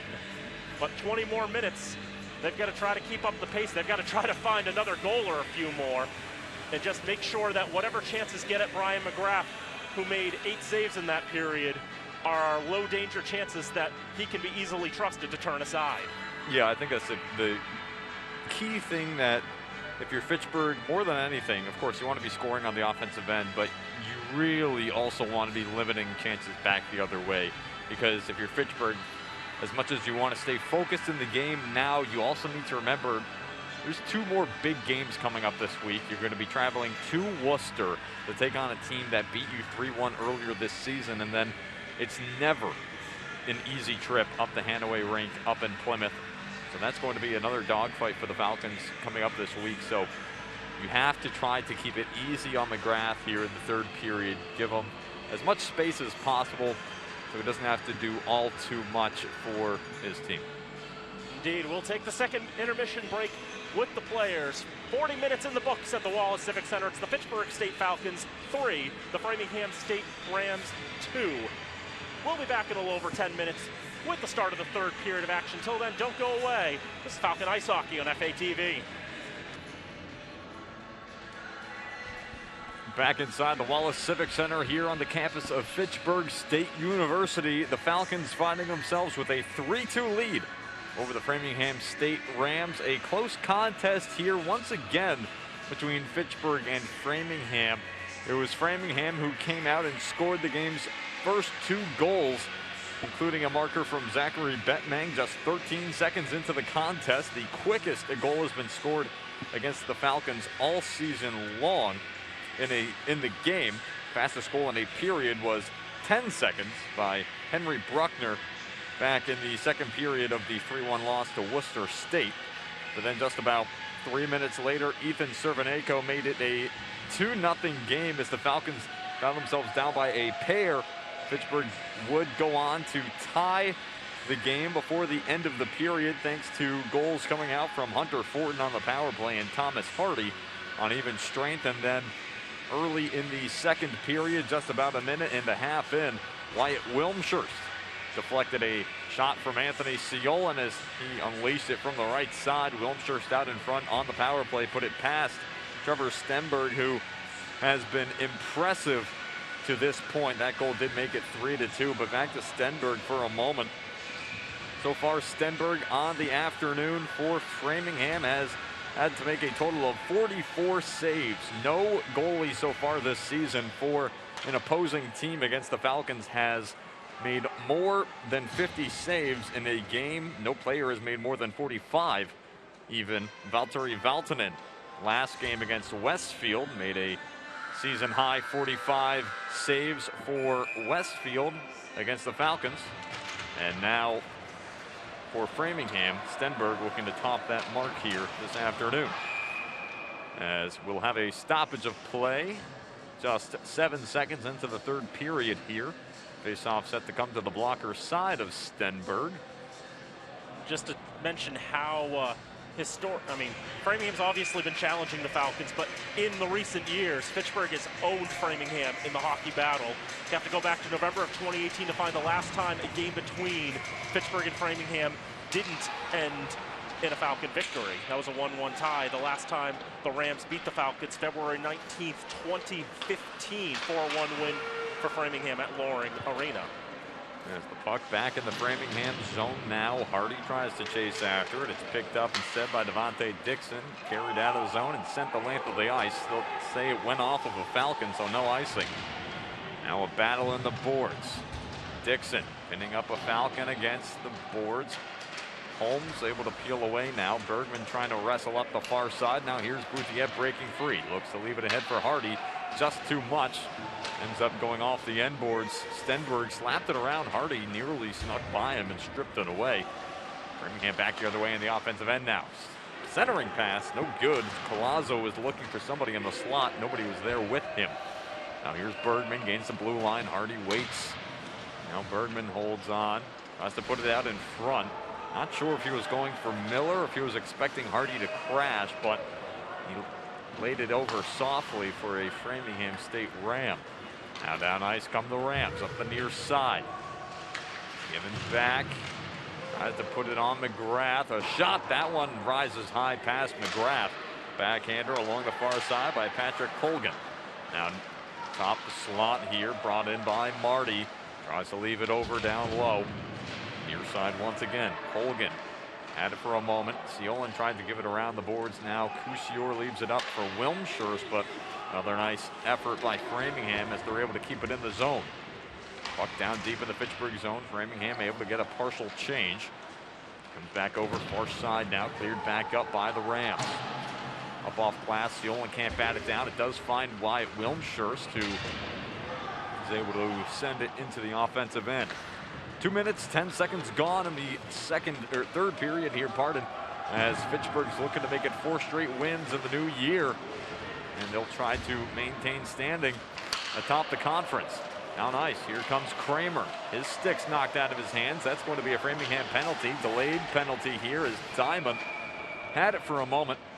Would have maintained possession a second longer, but he did run into the skates of the referee, which did eat up the puck and allowed Framingham to come in and touch up. So the first penalty of the period going to come 2.5 minutes into the frame. So far this game for the Falcons, they've been successful on the power play a number of times.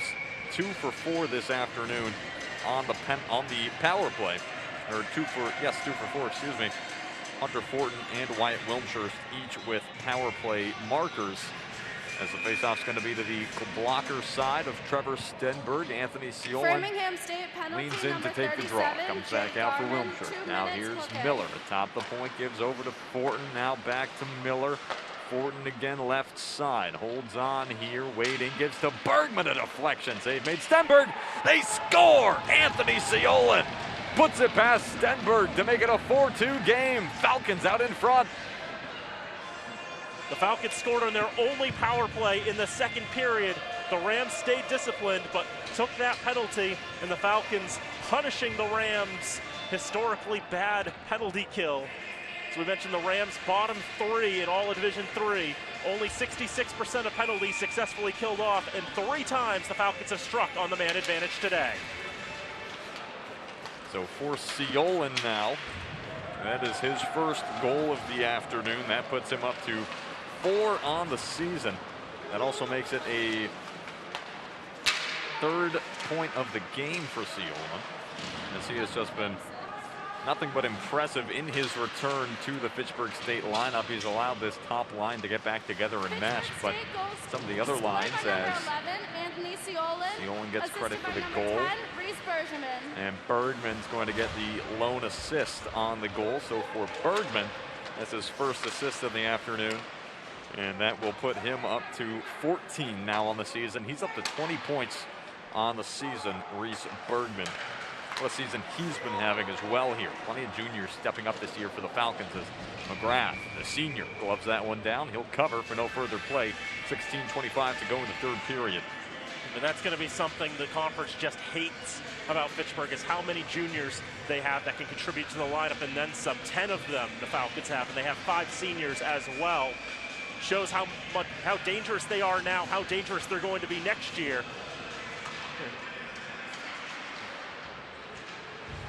As Clemson's knocked into the near boards, thrown down onto the stick of Piotti. Rams now trying to hold on to the offensive end. Archambault has it here on his backhand briefly. A diving effort out in front from Kusior to deflect the puck away from danger. Now it's along the near side for Framingham. Vetmang holds on.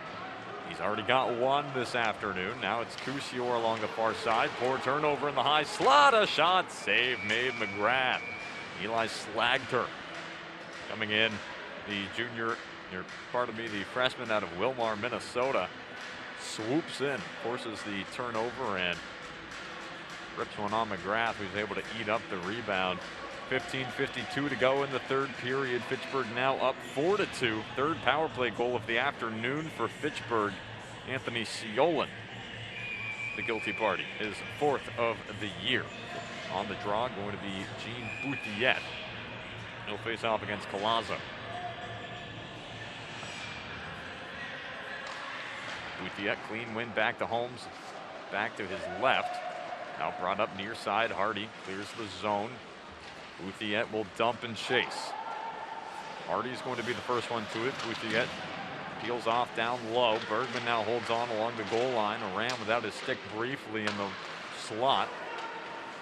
Now up ice. Framingham can't connect on the stretch pass as Collazo reached after it. Ended up deflecting it out of play, it would appear.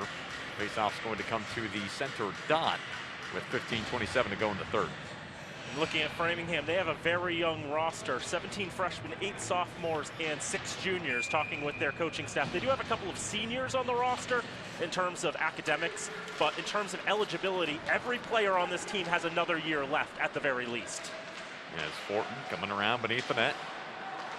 Gives a cross ice to the right point. Holmes unleashes. That'll go wide right into the end boards. Now Wilmshire's fighting for it.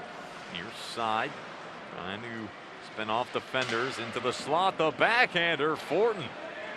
Able to spin after receiving the feed in the slot, puts it on Stenberg. Stenberg makes the save.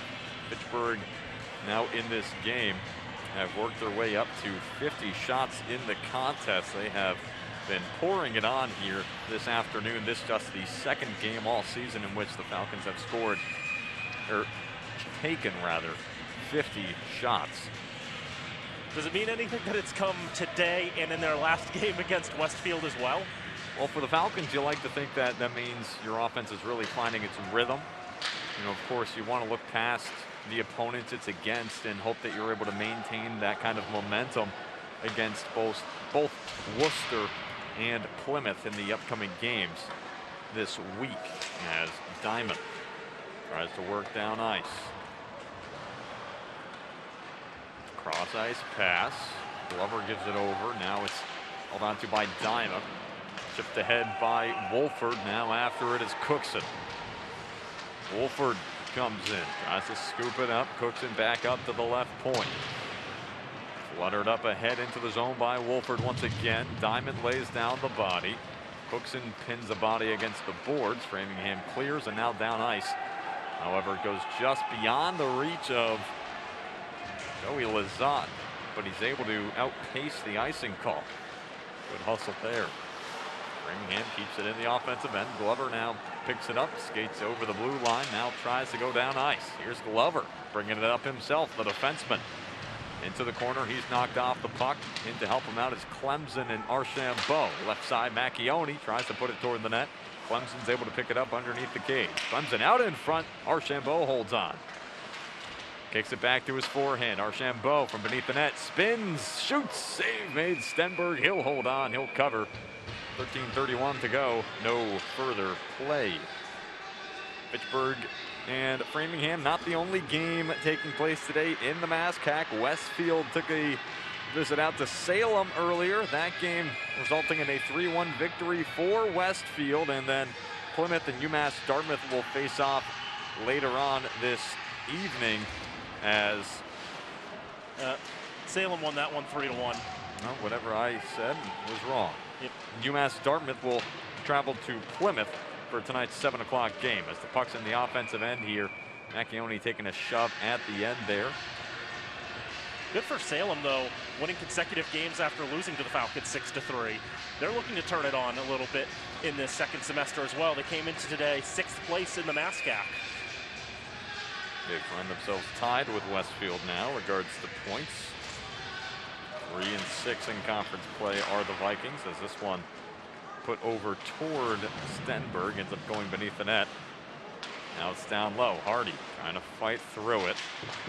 Bouthiet down low beneath the net.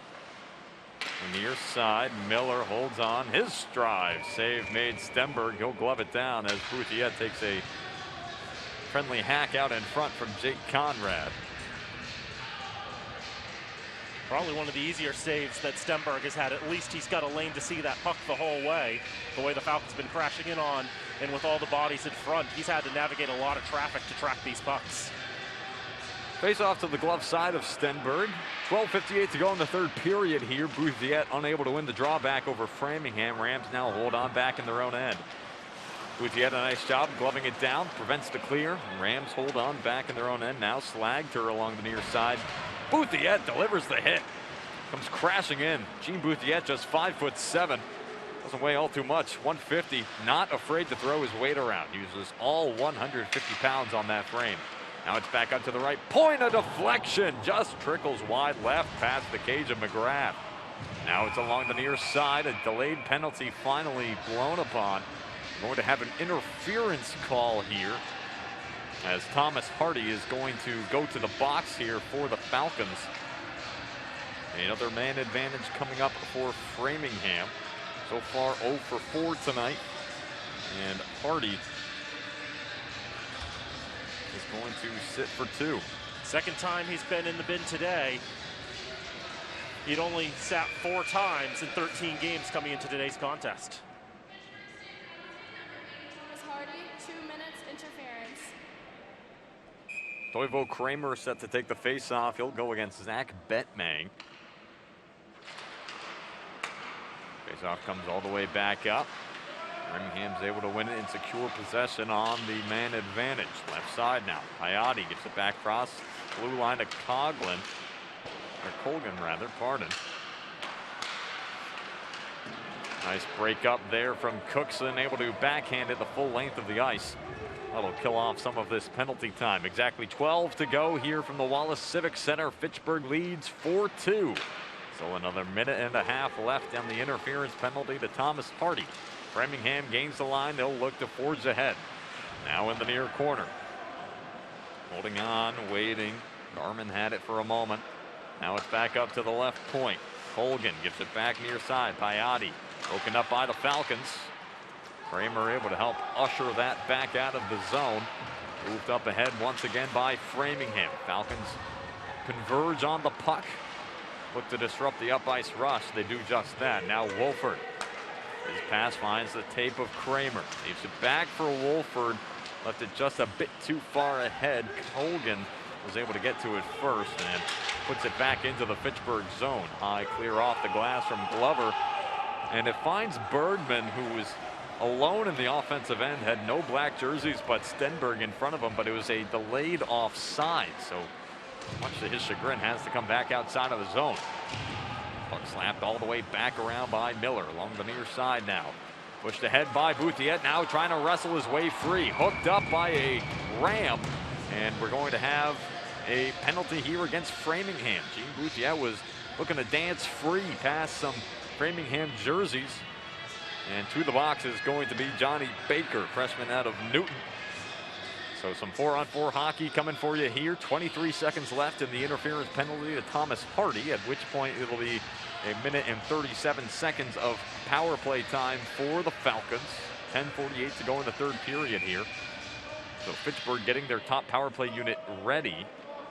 State penalty, number 27, Johnny Baker. And it looks like Fitchburg wanted to put Cousior out onto the ice in lieu of Fortin, just to maintain the two defensemen until the 4-on-4 is over. But referee not allowing it here. So top power play unit save for Reese Bergman is out there. Now it's along the far side. Fortin holds on. 7 seconds left in Hardy's penalty. Fortin walks down left side, gets to Seolin. Wilmshire picks it up. Shot. Save made by Stenberg. Seolin had a pretty good look at it in the slot. It just trickled over his stick. He couldn't settle it as it was on edge. Fortunately enough for him, Wyatt Wilmshire still along the near side had picked it up and put it on Stenberg. But even then, it didn't feel like Wilmshire got everything on that shot that he wanted to get off. Seolin on the draw here. Exactly 1 second left on Hardy's penalty. He's out of the box now. Miller holds on. Bergman's onto the ice. Another minute and a half of power play time. Nearly connects with Bergman, but now here's Fortin. Back to Bergman, back to Fortin. Up to Miller now. Atop the point. Fakes. Fortin walks right side. Tries to put it through. Ends up bouncing over to the near side. Wilmshire now gives down low to Bergman. He'll hold on at the line. Seolin unleashes a drive that connects with the head of the referee here today.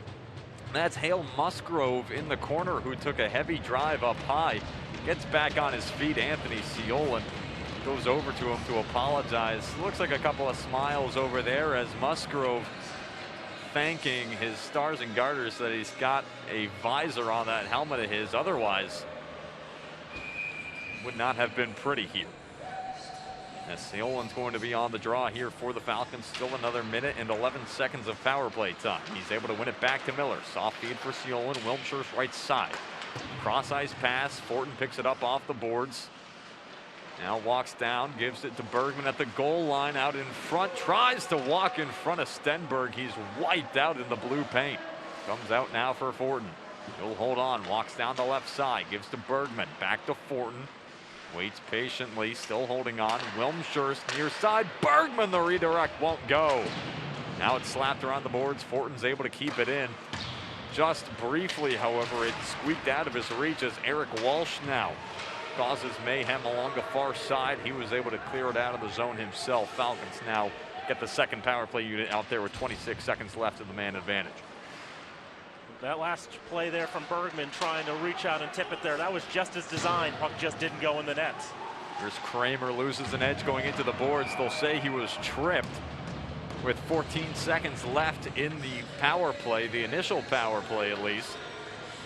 And so 5-on-4 coming up here, or rather 5-on-3 for the next 14 seconds, at which point Johnny Baker will come out of the box. His hooking penalty will expire. In the meantime, however, I believe that to have been Jake Conrad. Yep, and he's been the most penalized player for the Rams. That's his 25th and 26th penalty minutes of the season. Leads the team. Conrad, 2 minutes tripping. So Kramer, it'll be the second power play unit out to start. No doubt the first unit will make its way back out at some point as Glover works his way in. Gives to Hardy, cross ice, they score!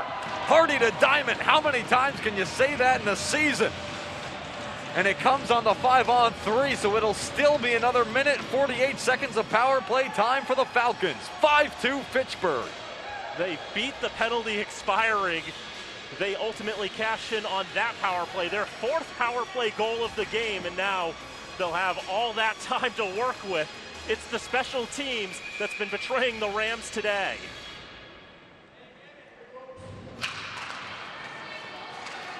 Hardy and Diamond have, assisted by number 8, Thomas Hardy, and 7, as Glover. Glover gets the secondary assist on the goal. Diamond and Hardy have been a great pairing, the two of them. Broken up on the line chart for this game as Bouthiet holds on left side. Glover now unleashes a drive. Save made. Stenberg rebound put off into the far corner. Now here's Hardy.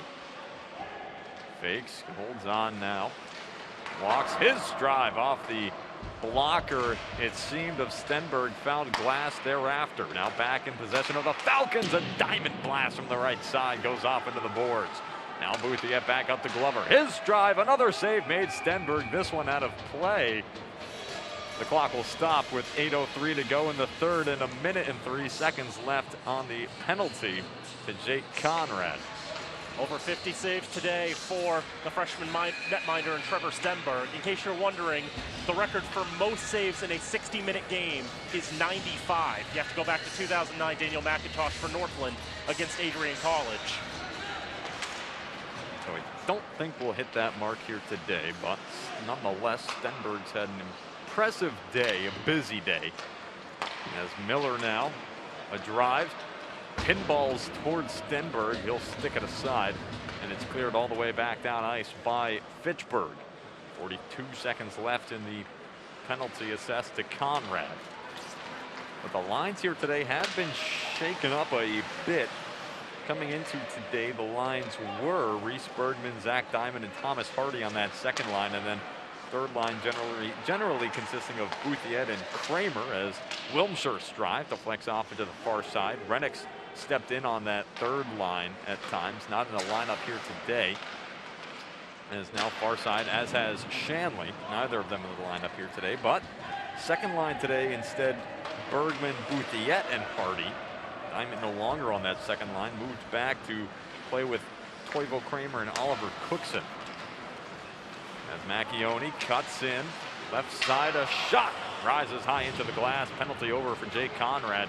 He goes to the bench, and the Falcons are playing 5-on-5 once again, but not for long, as Macchione's going to be sent to the box. See if he actually remains in the game, even as he delivered a nasty check to Matt Irwin. Sort of clipped him on his way in. Macchione was trying to charge in as Irwin was delivering the puck up ice, and Irwin made a move. Macchione only got a piece of him, and unfortunately Matt Irwin finding himself in a painful situation here, sophomore out of Bill Ricca. Down on the ice right now as he's being tended to by the trainer. Irwin with a goal and an assist this season. You know, his helmet came flying off on that. His helmet actually flew off earlier in the game. So that's something that caught my eye there. Hopefully he's all right, but obviously not one of those things you ever want to see in a hockey game. is the type of hit that will make the player's helmet separate from the rest of the body. No, certainly not. And even had the helmet not come off, still just a violent collision there. Certainly great to see Irwin back on his feet. No doubt about it. 6:46 to go in the third period here. Fitchburg holding on to a 5-2 lead. Macchione to the box for 2. It is just a 2-minute penalty. We'll see what exactly the penalty is. We'll hear in just a moment from PA Celia Dunmore. Toivo Kramer set to take the draw here against Bettman. One back by Bettman, back up to the left penalty point. number 14, Michael Macchione. 2 minutes tripping. It is tripping. They'll get him on as this puck's deflected up into the netting. Just 10 seconds gone. So 4 games coming up this week in the MASCAC. Another full slate of games. Not often you get a full slate of games on a Tuesday, but here we are. 3 games here today. As mentioned, Salem picking up a 3-1 victory over Westfield earlier as McGrath left pad save, deflects that one off. Archambault then takes one off the left skate, deflects off into the end boards. This game taking place, of course, and Plymouth hosting UMass Dartmouth later tonight at 7 o'clock at Hanaway Rink up in Plymouth. And then this Thursday, as Framingham working the man advantage here, back up to the near point, back cross into the far corner. Falcons trying to clear it out. Archambault and Cousior, puck's found and thrown down ice. Rams will have to move back up ice. Thursday, Fitchburg's going to visit Worcester at the Fidelity Bank Worcester Ice Center for a 4:40 puck drop as Bergman nearly gets his second shorthanded tally of the season. Framingham back in their own end. Bergman, an excellent penalty killer, always out there for these opportunities. Does have a shorthanded goal, as does Boothie and Cookson so far this season for the Falcons. In come the Rams, left side. Holgan now back up to the point, near side here, slapped into the zone, walking into the slot. A shot from Baker goes off the end boards, now thrown back up top to the point for Framingham. Right side, a shot deflects off into the near wall. Now back up to the left point, a drive. Brian Kosick sent it into traffic. It ends up in the far corner. Held on to by the Falcons. Holmes has it briefly. He's surrounded by a pack of Rams. Now it's along the far side. Being worked along by Fitchburg as Halbig pounded. Falcons can't quite clear. Now it's brought in by Collazo. His backhander, no good. Holmes preventing him from getting any good leverage on that shot. Falcons will clear it out now.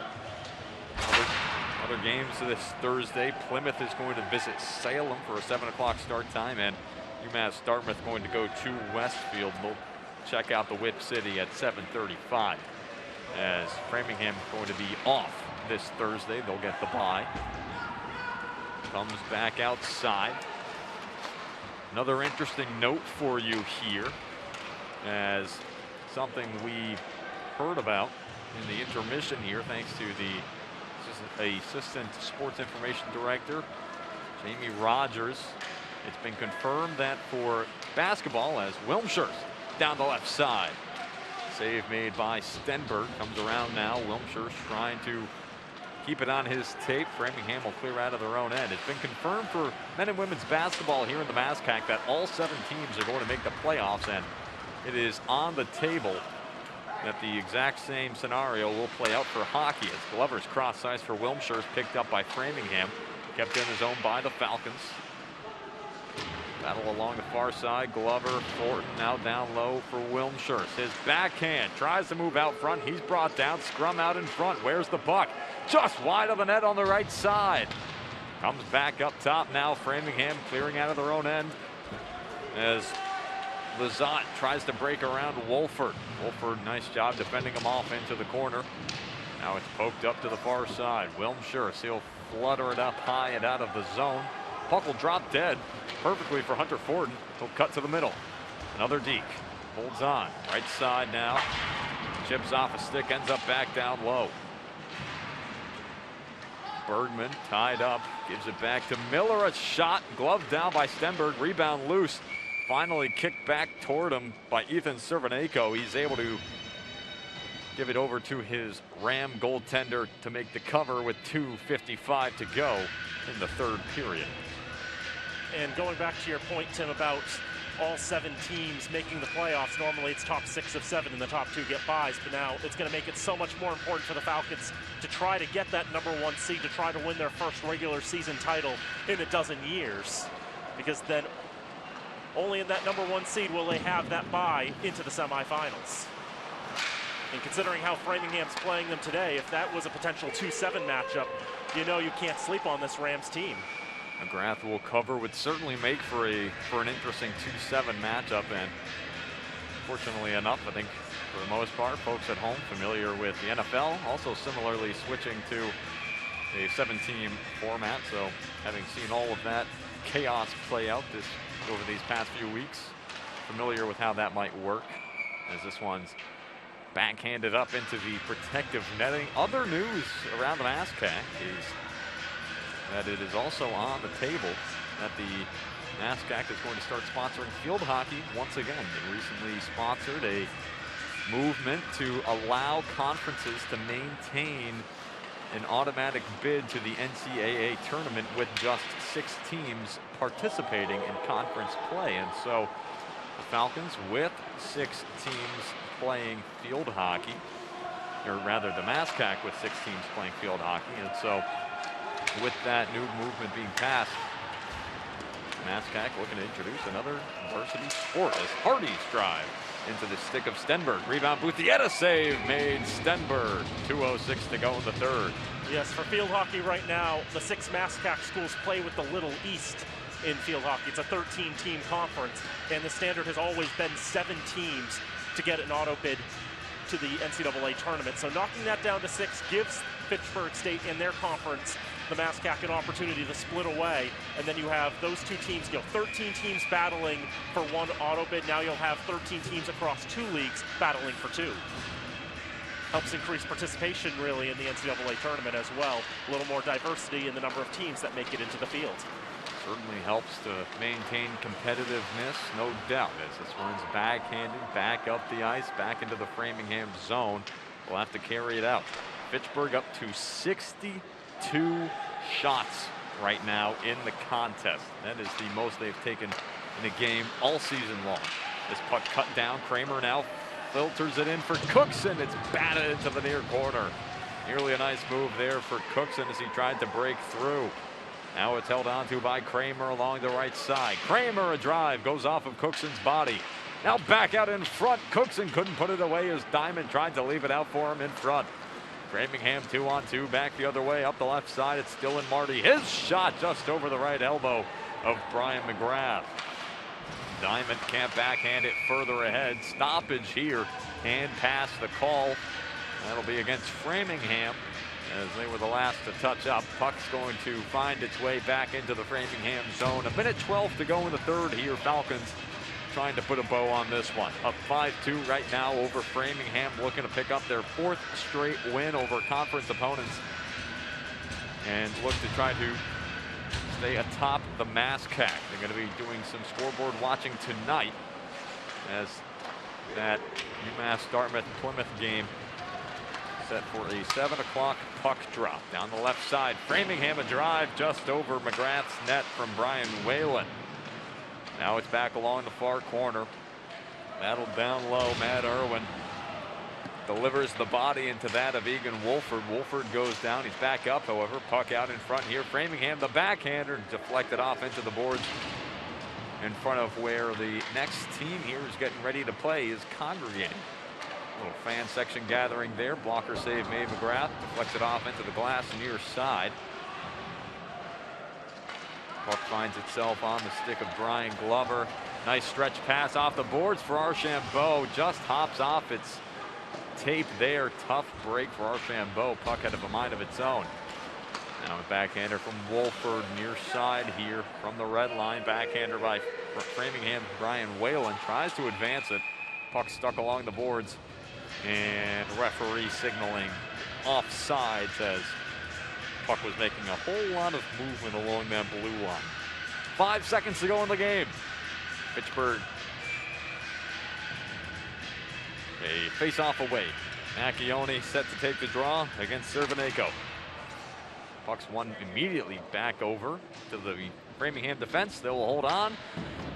And the Falcons are going to pick up the 5-2 victory here today against Framingham. They are winners of 4 straight here in the new year. And they have won 4 of 6 in this 6-game stretch. Playing 5 games in a span of 12 days it is. And they have gotten off on the right foot here in the new year, Daniel. Yes, a tremendous game for the Falcons. They played a great 56 minutes of hockey today. Those first 4 are ones they're going to want to flush down the toilet. Terrible for opening to the game. Let the Rams get 2 goals, but even spotting them the 2 goals, they were able to click on the power play, struck 4 times on the man advantage. That's something that we definitely wanted to see. You know, last game we were mentioning, it was taking a little bit of time for their power play to gel in the new year, but now they've started to get that cooking there. They really tested Stenberg throughout. 59 saves for the freshman netminder. Not even a season high, as we've been talking about, but still a great performance from the freshman goalkeeper for Framingham State. And for the Falcons, another great win to get that momentum. But on Thursday, they're playing a Worcester State team that always gives them fits. It's just 2 playing styles that the Falcons really have trouble sticking with. Yes, it's really going to be quite the contest between those 2 teams down at the Fidelity Bank Worcester Ice Center. A number for you here, Daniel. 64 shots taken by Fitchburg in this game. The last time Fitchburg took 64 shots in a game, November 12th, 2010, in a 9-3 victory over Franklin Pierce University. This ties the program record within the MASCAC era, so from 2009 to present, in shots taken in a game. So Fitchburg, after getting jumped the first 4 minutes of this game, came out and laid down a historic performance this afternoon on the Rams. Just great bouncing back there. You know, spotting them the first 2 goals. They woke up from that. They came back with a lot of firepower and really controlled the game and the tempo. Limited the number of chances the Rams had. We mentioned the last 12 minutes of the first period, the Rams did not get a shot on Brian McGrath. And ultimately, final shot 64-17 in favor of Fitchburg State. So just holding them to a very small number of shots in the third, just 3 shots in the third period on McGrath. Great win for the Falcons, but obviously they've got 2 more tough tests coming up this week. So we'll recap the scoring for you here quickly. Leadoff goal as Framingham was able to take the 1-0 lead just 13 seconds into the contest, and then it was Ethan Cerveneko, his first of the season, with Jacob Garman recording his first assist of the season. But from there on, it was all Falcons, as Hunter Fortin on the power play from Anthony Siolan and Wyatt Wilmshurst at 14:44 of the first period were able to score the first goal of the game for the Falcons. And then it was all tied up after Thomas Hardy was able to record his 4th of the year, thanks to assists from Gene Bouthiet and Joshua Miller. Second period came around. Wyatt Wilmshurst was able to put one in on a deflection out in front, thanks to a shot from Anthony Siolan. Now also on the power play, 4 power play goals this afternoon for the Falcons. Anthony Siolan thereafter was able to put one in the third period to extend the Fitchburg lead to 4-2. Also on the power play, assists coming from Reese Bergman and Hunter Fortin. And then the 5th and final goal for the Falcons this afternoon, Zachary Diamond was able to put one in thanks to assists coming out from Thomas Hardy and Brian Glover. So for Hardy, he's now on a 3-game assist streak, as is Wilmshurst, as is Hunter Fortin. The 3 of them on 2-game assist streaks coming into this afternoon. Meanwhile, plenty of other streaks staying alive. Hunter Fortin now on a 5-game point streak. Cole Archambault's 3-game point streak is snapped. Thomas Hardy on a 3-game point streak, as is Reese Bergman, Anthony Siolan, and Wyatt Wilmshurst. So the Falcons getting production through and through, and some consistency as well from a lot of their top guys. So playing some of their best hockey right now, just when they need to be in some important games, especially when you consider the news that was dropped recently at the MASCAC is looking at having 7 teams make the postseason, all 7, implying that only the top seed in the conference is going to get the tournament bid, or the bye, I should say. So that'll do it for us here at FATV. Once again, your final score, Fitchburg 5, Framingham 2. For my broadcast partner, Daniel Bolak, and for everybody who helped make this production possible, I'm Tim Foley saying thank you so much for tuning into our coverage of Fitchburg State men's ice hockey here this afternoon, and we'll see you next time.